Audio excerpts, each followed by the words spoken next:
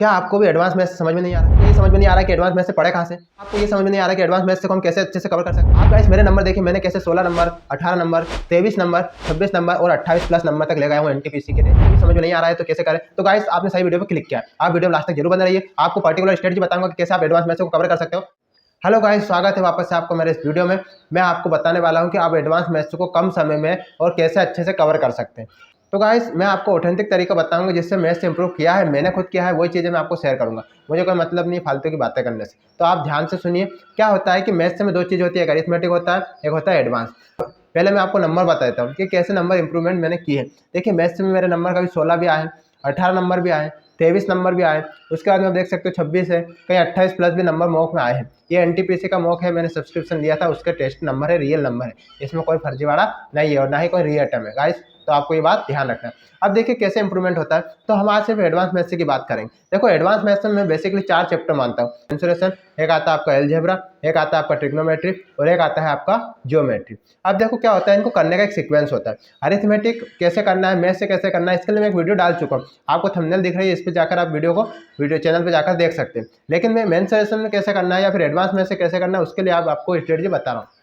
तो गाइस आपको क्या करना है, सबसे पहले तो इनका सीक्वेंस है। सीक्वेंस से क्या है, सबसे पहले तो आपको अरिथमेटिक अच्छे से कर लेना है। अरिथमेटिक जब अच्छे से आप कर लोगे तो आपकी कैलकुलेशन अच्छी हो जाएगी, आपकी बेसिक समझ जो आपकी भेजा है, जो बुद्धि है वो थोड़ी खुल जाएगी। फिर आपको एडवांस पे आना है, ठीक है, आपको बोरिंग नहीं होगा। तो पहले अरिथमेटिक आप कर लीजिए जहाँ तक हो सके, तो अगर नहीं हो तो कोई बात नहीं, लेकिन अरिथमेटिक एक बार अच्छे से कर लेना चाहिए। फिर आप आइए इस चीज़ पर, एडवांस मैथ्स में। एडवांस मैथ्स में आपको क्या करना है, सबसे पहले आपको करना है मेंसुरेशन 2D और 3D, क्योंकि ये सब फार्मूला बेस है।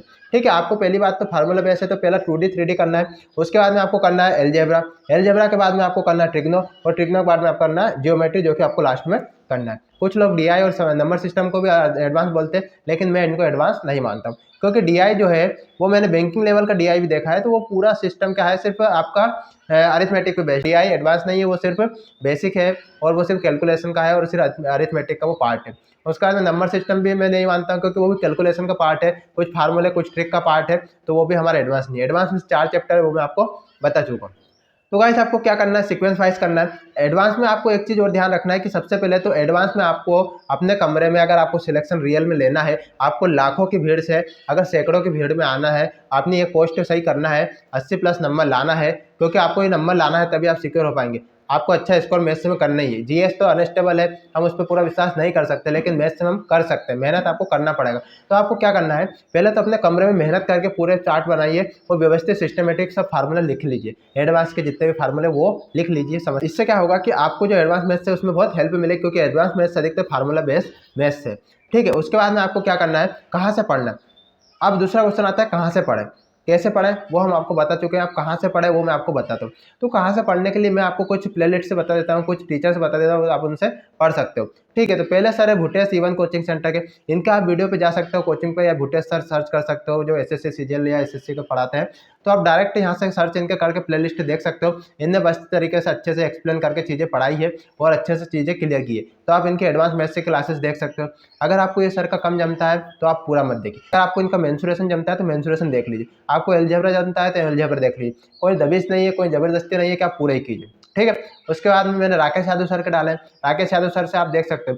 राकेश यादव सर का जो 4 घंटे का आपको स्क्रीन पर दिख रहा है, जो हाइट एंड डिस्टेंस है, आप इसको जरूर देखें। सर ने बहुत अच्छे तरीके से समझा है, मैंने इसको कुछ देखा है और अच्छे तरीके से कंप्लीट किया। मतलब एसएससी क्या रेलवे के लिए अगर आप प्रिपरेशन कर रहे हो तो हाइट एंड डिस्टेंस के ऑलमोस्ट क्वेश्चन आपके इसमें से बन जाएंगे और इसके कॉन्सेप्ट आपको रिवाइज होंगे। बस आप कॉन्सेप्ट को अच्छे से लिख लेना, फार्मूला थोड़ा समझ लेना और 2-4 बार वीडियो देख लेना। एक बार में पूरा नहीं आएगा तो 2-1 बार देख लेना और फिर समझना और फिर नोट्स बना लेना। ठीक है, तो आप इसको देख सकते हो। उसके बाद पवन राव सर के बहुत सारे वीडियो है, आप देख सकते हो प्लेलिस्ट। इसमें आपको पवन राव सर के वीडियो दिख जाएंगे। इसमें आपको मेंसुरेशन है, अलजेब्रा है, ट्रिग्नो, आपको जो सब्जेक्ट है इसमें जम रहा है, छोटे छोटे 30-30, 40-40 मिनट के, 50 मिनट के अंदर वीडियो डाले हैं, ताकि बच्चों को बोर ना हो। ठीक है, दूसरी बात आती है कि एडवांस मैथ्स से बनता क्यों नहीं। एडवांस मैथ्स इससे नहीं बनता है क्योंकि पहली चीज़ तो फार्मूले याद नहीं रहते। तो पहले तो आप फार्मूले अच्छे से याद कीजिए। जब फार्मूले सब अच्छे से आपको याद हो जाएंगे तो आपका कॉन्फिडेंस बहुत बढ़ जाएगा। कॉन्फिडेंस बढ़ जाएगा तो आप सवाल बना पाएंगे। दूसरी बात क्या होती है कि एडवांस मैथ्स में कॉन्सेप्ट भी लग जाता है, फार्मूला भी लग जाता है। कभी कभी क्या होता है कि हम जो पढ़ रहे हैं वो कॉन्सेप्ट नहीं लग पाता। जैसे आप ट्रिग्नो करोगे तो ट्रिग्नो में बहुत सारे पैटर्न होते हैं। कभी कभी हमको थीटा का मान रख के करना पड़ता है, कभी 3, 4, 5 वाला मान रख के करना पड़ता है। ठीक है, इसी तरह से क्या होता है जियोमेट्री में कन्फ्यूजन वाला सब्जेक्ट है। कभी कभी क्या होता है कौन सा आइडेंटिटी लग जाती है, कभी कभी रेक्टेंगल की लगा देता है, कभी ट्रायंगल की लगा देता है। तो ये आइडेंटिटीज कब समझ में आएगी, ये सब कॉन्सेप्ट क्लियर कब होंगे भैया, जब इनके आप हजारों क्वेश्चन कर लोगे, सैकड़ों क्वेश्चन कर लोगे एक एक चैप्टर के, तभी चीज़ें याद हो जाएगी यार, आपको चीज़ें समझ में आने लग जाएगी। आपको भेजा जो है, जो मस्तिष्क है आपका, वो माइंड काम करेगा कि हाँ यार यहाँ पर ट्राइंगल लगेगा, यहाँ रेक्टेंगल लगेगा, यहाँ पे ये साइन थीटा का मान रखाएंगे, कोस थीटा में कन्वर्ट करेंगे, क्या करेंगे, अलजेब्रा की कौन सी आइडेंटिटीज लगेगी, कैसे काम होगा। तो ये जब चीज़ें जब भी बनेगी, मेहनत करोगे यार, आपको 80+ नंबर लाना है, आपको सिलेक्शन लेना है, 80,000 50,000 की पोस्ट लेना है, तो मेहनत करना पड़ेगा। 5-5 6-6 घंटे मैथ्स से करो, मैथ्स से रगड़ के प्रैक्टिस करो, मैथ्स से करना पड़ेगा भैया। ऐसा नहीं काम चलेगा कि यार बस बैठे हैं हवा हवाई कर रहे हैं। लाखों लोग फॉर्म भरते हैं, 58 लाख एनटीपीसी में और 62 लाख के समथिंग आपके ग्रुप डी में फॉर्म भरा है, क्या इतने सेलेक्ट होंगे? नहीं होंगे। 8,000+ पोस्ट है, 11,000 टोटल पोस्ट है, बस 11-12 हज़ार के समथिंग, 11,000 कुछ पोस्ट है, वही सिलेक्ट हो पाई। और वो कौन होंगे ना, जो रगड़ के मेहनत कर रहा है, एक क्लास देखी, ये वीडियो देखा, वो वीडियो देखा, उस सर को देखा, इनसे काम नहीं चलेगा। इसलिए मैं कहता हूँ कि भाई आप पर्टिकुलर कोर्स खरीद लो। कोर्स में क्या रहता है, गाइडेंस रहती है कि हाँ ये चीज़ें आपको करना है। उसके बाद में आप फिर बुक उठा के कोई सी बुक से कर लो, और ज़्यादा मोटी बुक मत खरीदा करो, हल्की पतली बुक से। आप मोटी बुक में पर्टिकुलर चैप्टर पढ़ के पर्टिकुलर कॉन्सेप्ट समझा करो, टाइप वाइज क्वेश्चन करा करो। आप याद रखो कि ज़्यादा मोटी बुक रहती है तो बच्चे का कॉन्फिडेंस वैसे ही गिर जाता है, वो पढ़ते नहीं है, पूरे क्वेश्चन बनते नहीं। लेकिन आपको करना है, आपको छोटे छोटे सवाल करना है, फिर बड़े लेवल पर जाना है, पूरे सवाल आपको करना है, अच्छे से कवर करना है। तीसरी चीज़ मैं आपको एक गाइडेंस और देना चाहूँगा कि आप ज़्यादा हार्ड क्वेश्चन पे ना जाएं। एडवांस मैथ्स में कुछ ऐसे क्वेश्चन है एसएससी में आते हैं, कुछ हार्ड लेवल के पहले क्वेश्चन आते थे, कुछ रेलवे के क्वेश्चन कोई टीचर उठा लाता है, ये देखो ये क्वेश्चन आया, ये देखो ये क्वेश्चन आया, अब रेलवे कैसे होगा सिलेक्शन। भैया इतने हार्ड क्वेश्चन एक आधी शिफ्ट में आगे भी गया तो आप छोड़ देना। 29-30 क्वेश्चन आ रहे हैं, 30 में से 28 बन रहे ना, तो सही है, पर एक क्वेश्चन के चक्कर में आपका समय खराब हो जाएगा, आपको भेजा खराब हो जाए। तो एक क्वेश्चन ज़्यादा ही हार्ड है भैया, लेवल भी ज़्यादा है, सर क्वेश्चन कोई करवा रहे हैं और उसका आंसर भी एक एक पेज में जा रहा है, तो उसको मत करो यार। उसको करने में आपके 10 क्वेश्चन दूसरे हो जाएंगे। है एक क्वेश्चन आ भी गया और नहीं भी आया तो क्या मतलब, और आ भी गया तो भैया छोड़ दो, टाइम रहे तो कर लेना, नहीं बने तो कोई बात नहीं। तो ऐसा हार्ड क्वेश्चन जो बहुत ज़्यादा हार्ड है उनके पीछे ना रहे। हाँ, जो नॉर्मल हार्ड है उनको तो आपको करना है, ऐसा नहीं कि कहीं का करना ही नहीं, भैया नॉर्मल रट ले और चल दिया, ऐसा नहीं काम चले।